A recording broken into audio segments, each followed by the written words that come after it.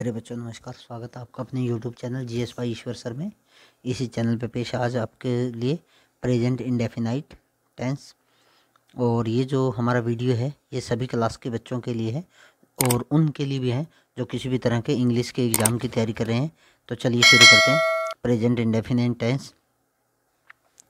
Present indefinite जो tense होता है इसे सिंपल प्रेजेंट टेंस भी कहते हैं और इसे हिंदी में अनिश्चित वर्तमान काल या सामान्य वर्तमान काल भी कहा जाता है। प्रेजेंट इंडेफिनाइट टेंस के वाक्यों में कभी भी यह पता नहीं चलता कि कार्य अभी बोलते वक्त हो रहा है या नहीं। इस टेंस के वाक्यों से केवल यह पता चलता है कि कार्य वर्तमान समय में होता है। बस इतना पता चलता है कि कार्य वर्तमान समय में होता है, ये पता नहीं चलता कि कार्य अभी भी चल रहा है या बंद हो गया है। कोई कार्य यदि वर्तमान समय में अभी बोलते वक्त हो रहा है या नहीं हो रहा, इसका पता हमें प्रेजेंट कंटिन्यूस टेंस में लगता है, जिसमें हम वर्ब की पहली फॉर्म के साथ आईएनजी का प्रयोग करते हैं और ये हम अपने दूसरे वीडियो में सिखाएंगे। तो चलिए, कहता है जब वाक्य का सब्जेक्ट थर्ड पर्सन सिंगुलर ही सी में हो तब वाक्य में प्रयुक्त वर्ग में एस या ई एस लगाया जाता है। तो ये देखिए, ये जो प्रेजेंट इंडेफिनाइट है इसके कुछ वाक्य हैं। जैसे वह खेलता है, ही प्लेज, वह खेलता है। मेरा भाई पढ़ता है, माई ब्रदर रीड्स, वह कोचिंग जाता है, ही गोज टू कोचिंग। वह अंग्रेजी पढ़ाती है, शी टीच इंग्लिश, वह इंग्लिश पढ़ाती है। राज रोज बाजार जाता है, राज गोज टू मार्केट डेली। अब इन वाक्यों में जो मेन बात आपने समझनी है वो ये है कि यदि सब्जेक्ट एक वचन है तो वर्ब की पहली फॉर्म के साथ एस या ई एस लगेगा और अगर बहुवचन है तो नहीं लगेगा। चलिए, अब इसमें इसकी पहचान क्या होती है।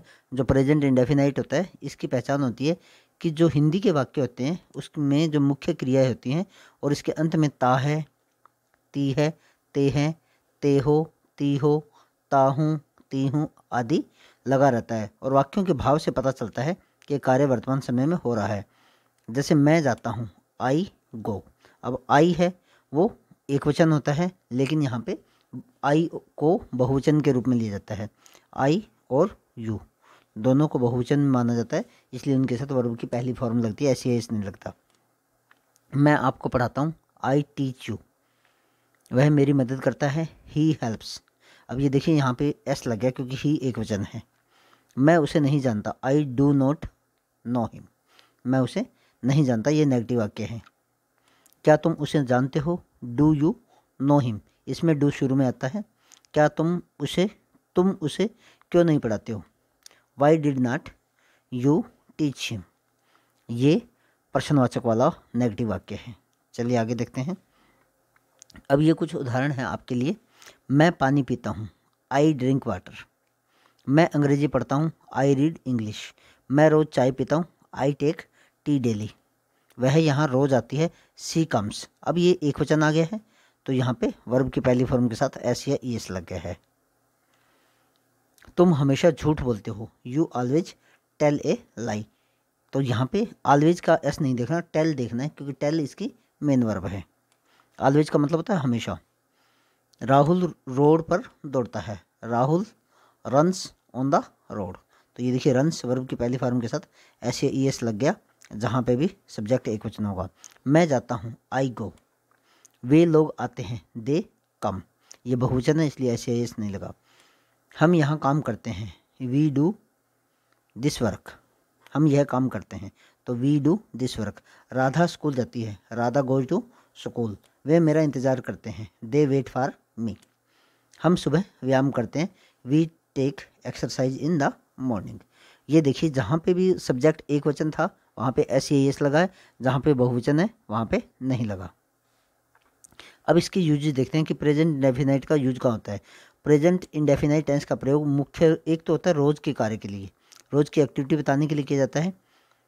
तो जैसे वह रोज़ाना स्कूल जाती है, यहाँ पे रोज़ाना आता था, वह रोज़ाना स्कूल जाती है, she goes to school daily. मैं प्रतिदिन व्यायाम करता हूँ, I take exercise every day. मैं रोज़ एक कप चाय पीता हूँ, I take a cup of tea daily. वह रोज़ 6 बजे उठता है, he gets up every day at 6 o'clock।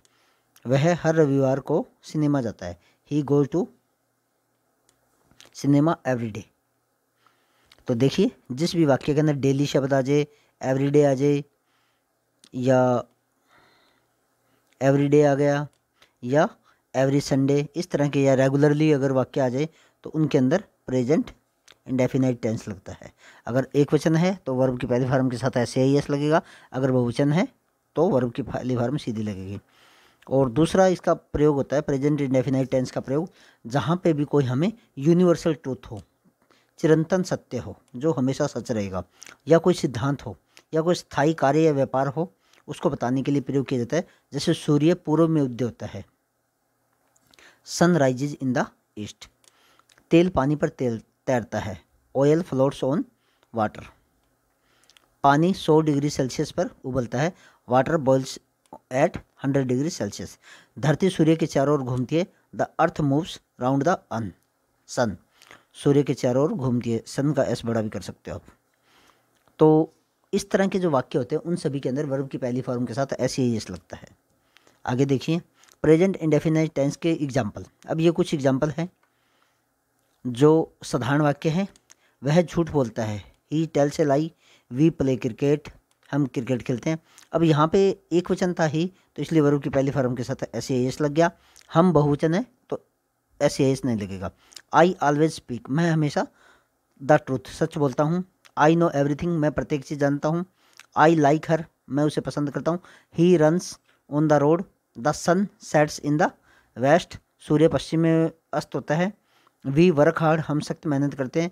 I know everything, मैं प्रत्येक चीज़ जानता हूँ। ही हेल्प्स द पुअर, वह गरीबों की सहायता करता है।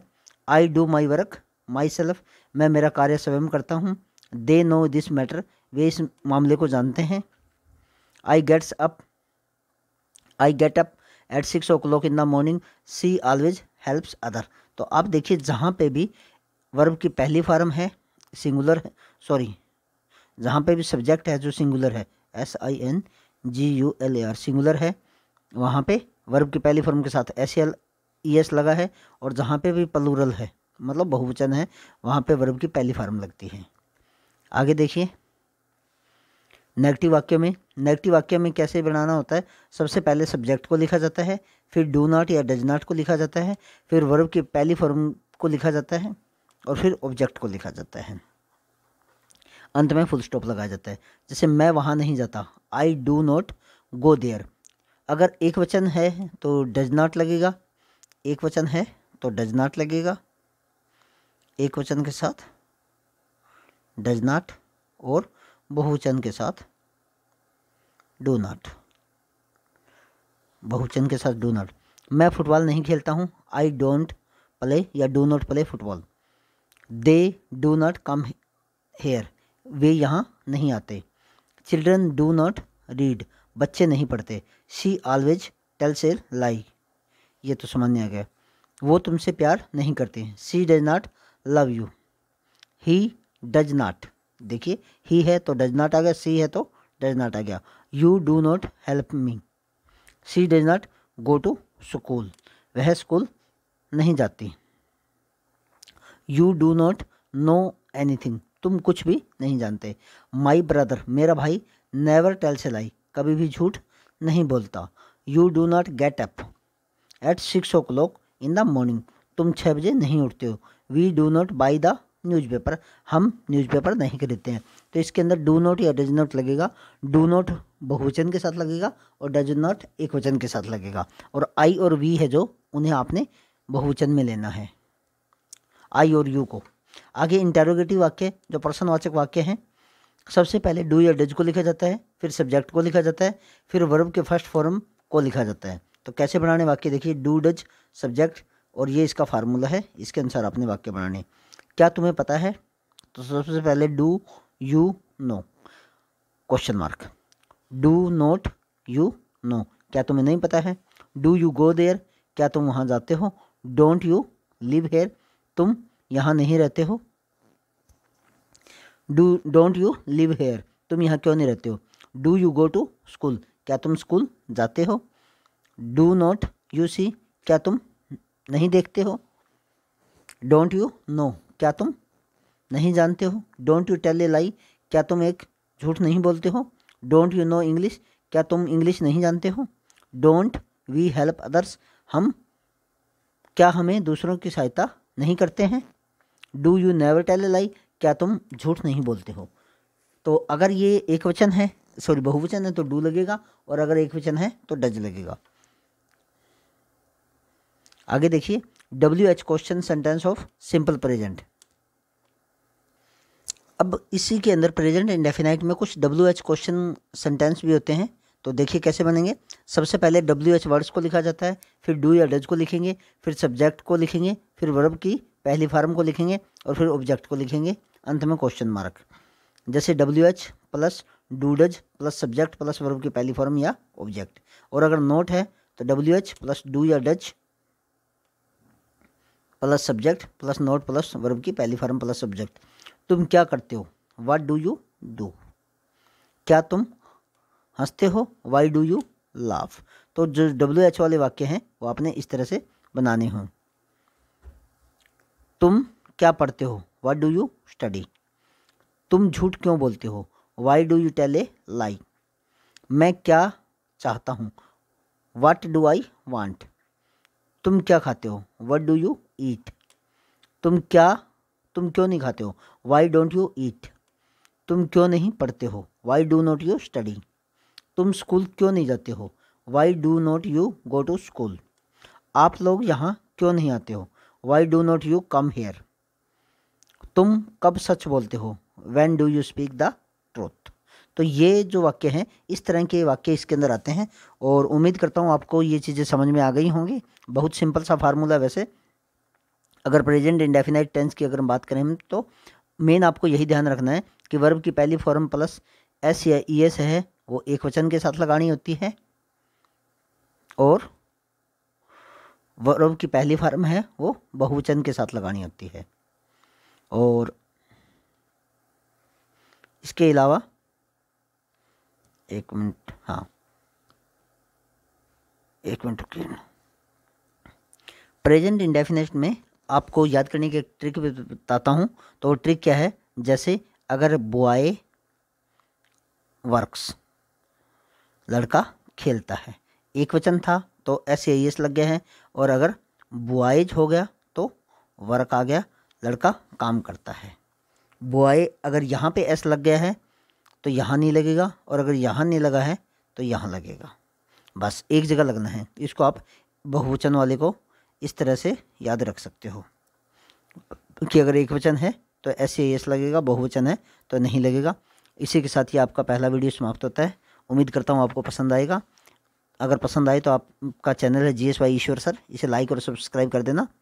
Thank you, have a nice day.